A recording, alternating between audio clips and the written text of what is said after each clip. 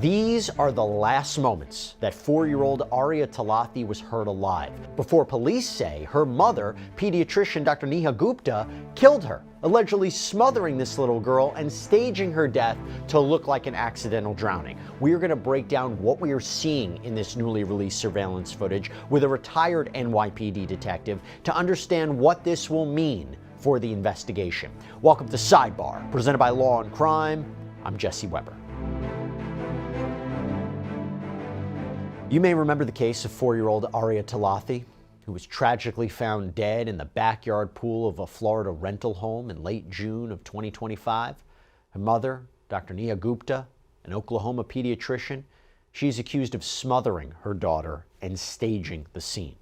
The reason we are talking about this story once again, the reason we are revisiting the story, is because there is newly released surveillance footage that shows this little girl, shows Aria in the final days of her life, moments that until now we hadn't been able to see or hear.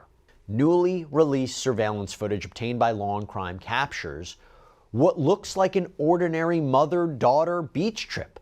Again, moments now cast in a chilling new light. And just days after this footage was recorded, this little girl was found dead at the same home.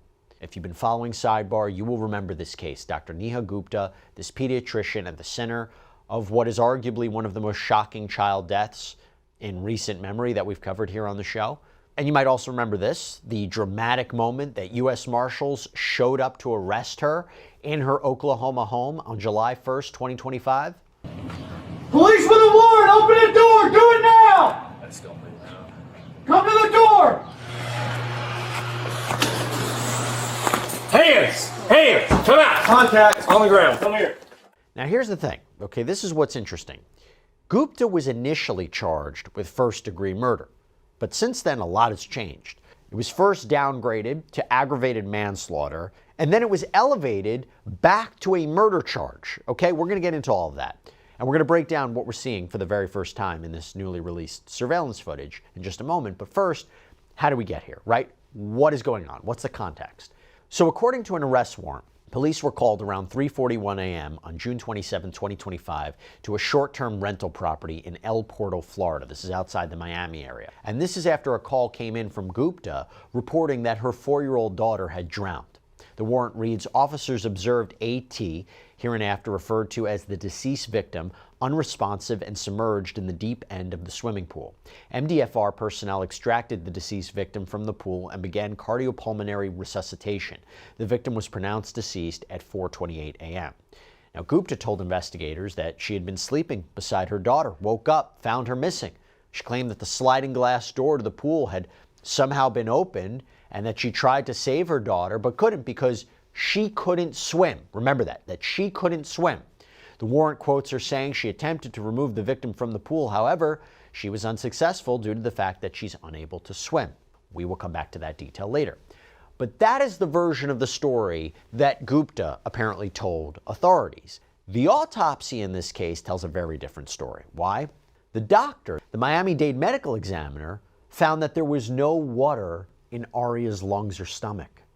The report also documented cuts inside of her mouth and bruising on her cheeks, so injuries not consistent with CPR, according to this medical professional, but consistent with asphyxiation by smothering. In the medical examiner's words, quote, the deceased victim was deceased prior to being placed into the swimming pool.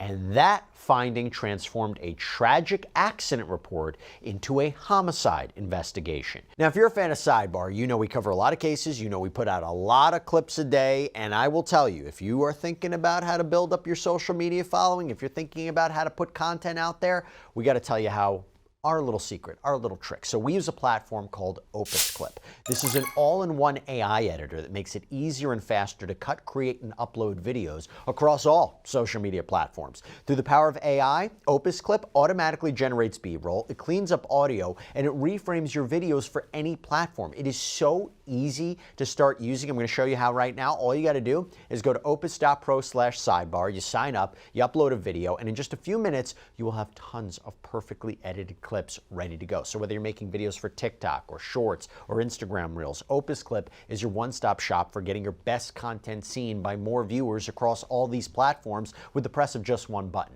And if you're wondering how good these AI edited videos are, and if you're wondering, how good are these AI edited videos from Opus Clip, just look at our content here at Law&Crime. Our producers have used Opus to help us cut and share clips of some of our biggest trials, and we get them to you really, really fast. At Sidebar, we know our listeners have a lot of opinions and ideas to share, and this is the most powerful tool there is to help you edit like a pro and grow your audience. So give it a try for yourself. Go to opus.pro/sidebar to start creating your own videos today. Gupta was arrested July 1st at her Oklahoma City home. This is days after the medical examiner's findings. Body cam video that was obtained by Law&Crime shows the U.S. Marshals forcing their way into her house, where they eventually found Gupta hiding in a laundry room. Police with a warrant! Open the door! Do it now! That's still me now. Come to the door! Turn around. Last come up with breach. She just went back in the house. Breach.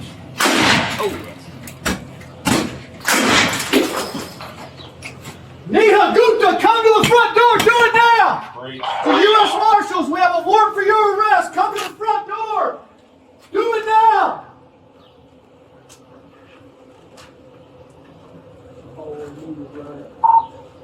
We saw her. She went back in the house.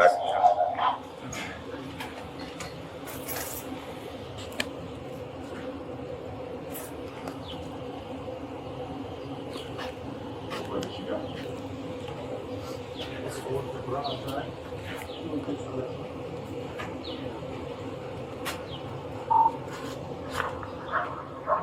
What's the east side?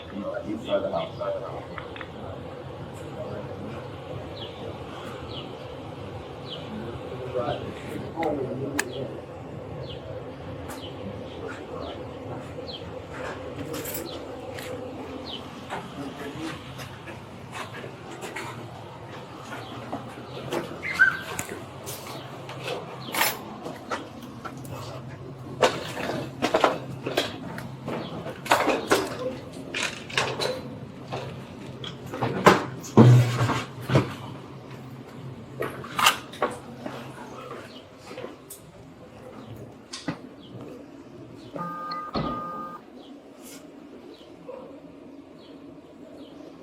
We got y'all's light over here.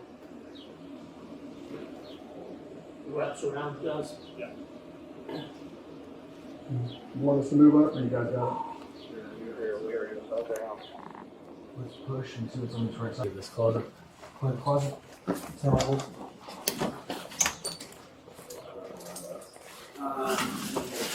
Clear. Okay. Yes, it does kind of come back around, so just hold what you got there.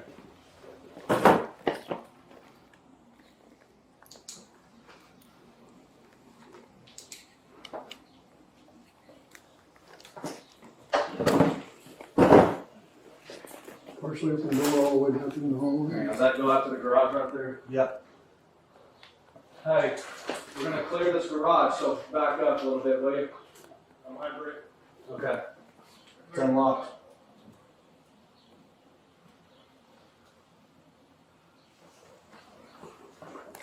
We'll go ahead and open that, and we'll go through this.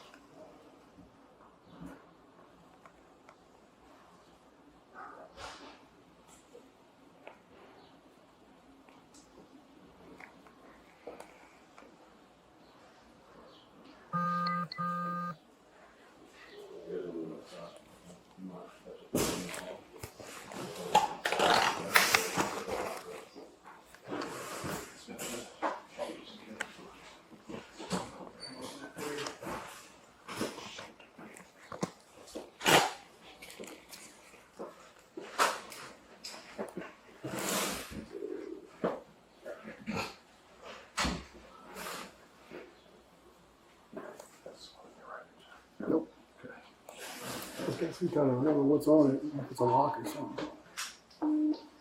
Still no contact with target. So you go to start him to have come this way. Clear. Hey, we're opening up these garage doors. Opening up the garage doors. We're clear outside. Push up right here.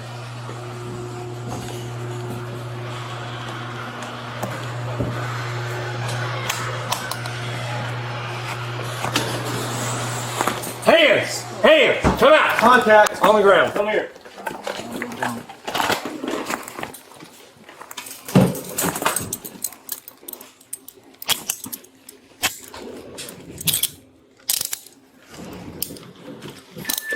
Stand up. Keep clear of the rest of this and get her out.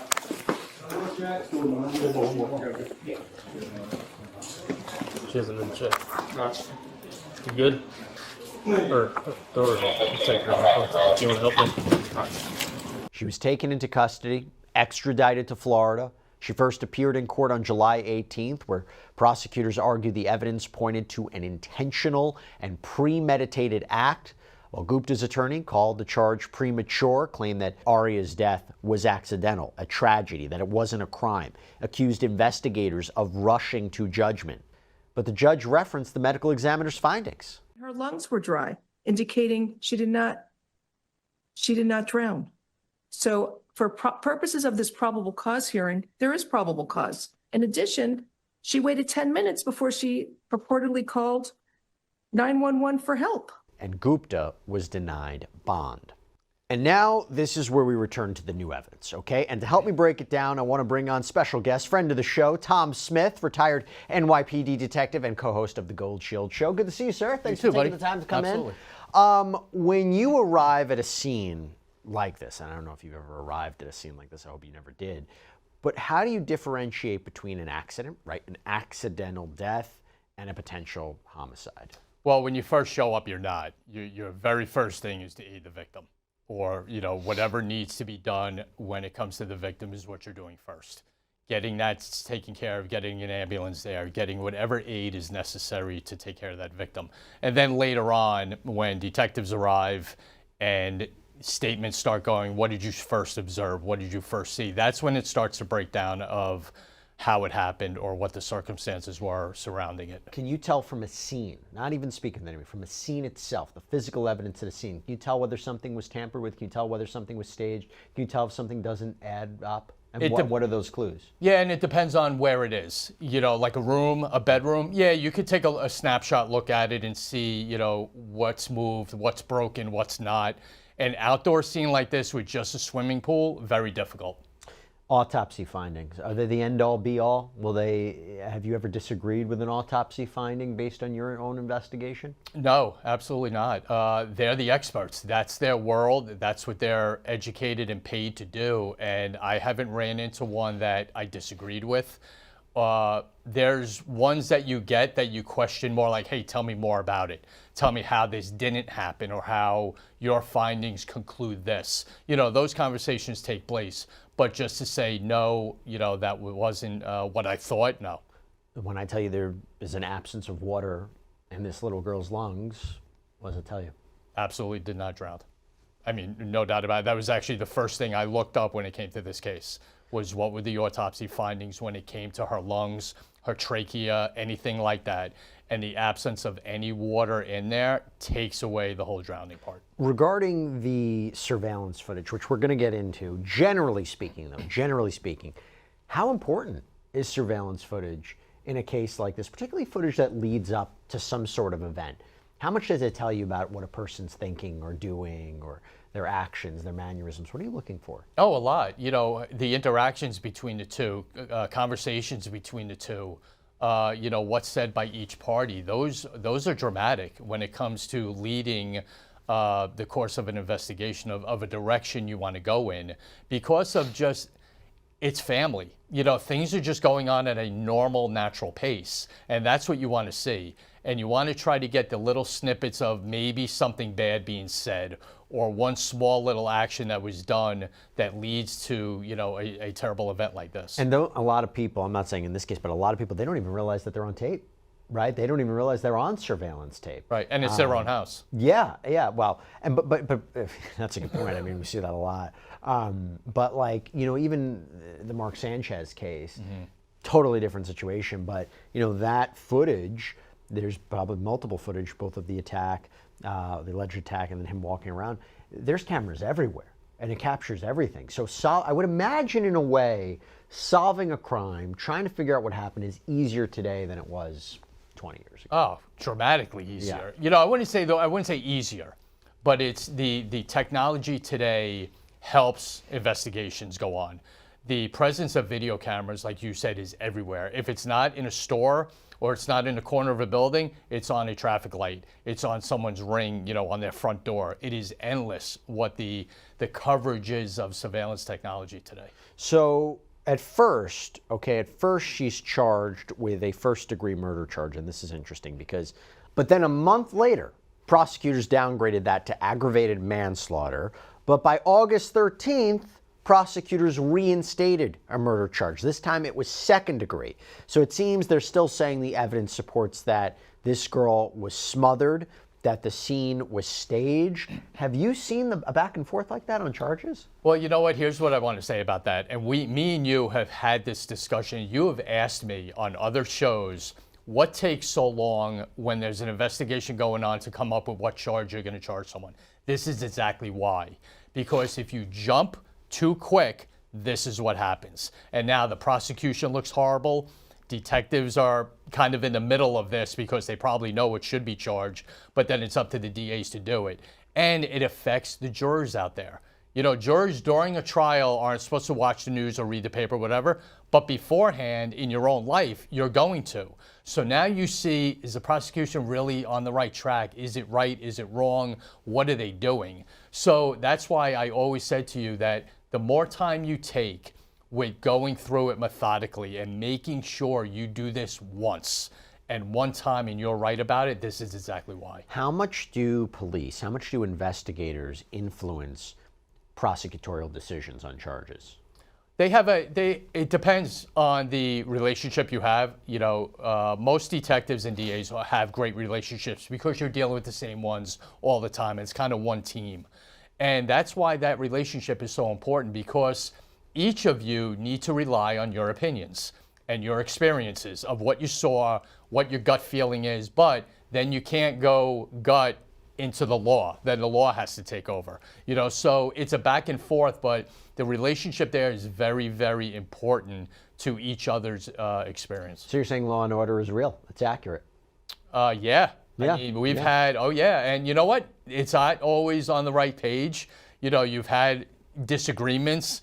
Why are you doing this? Why aren't you doing this? Oh, I meant the show. Yeah. Yeah, it's accurate. That happens because, you know, you're after two different things. Yeah. You know, in the law enforcement world, the detective's job is to lock up the bad guy. Yeah. You know, in the law, they have to prosecute him and put him in jail. Those are two different worlds. Yeah. But they kind of come to an agreement in the middle. But inevitably, at the end, the law is always gonna take over. Okay, let's talk about this surveillance footage, because it's odd. This is odd.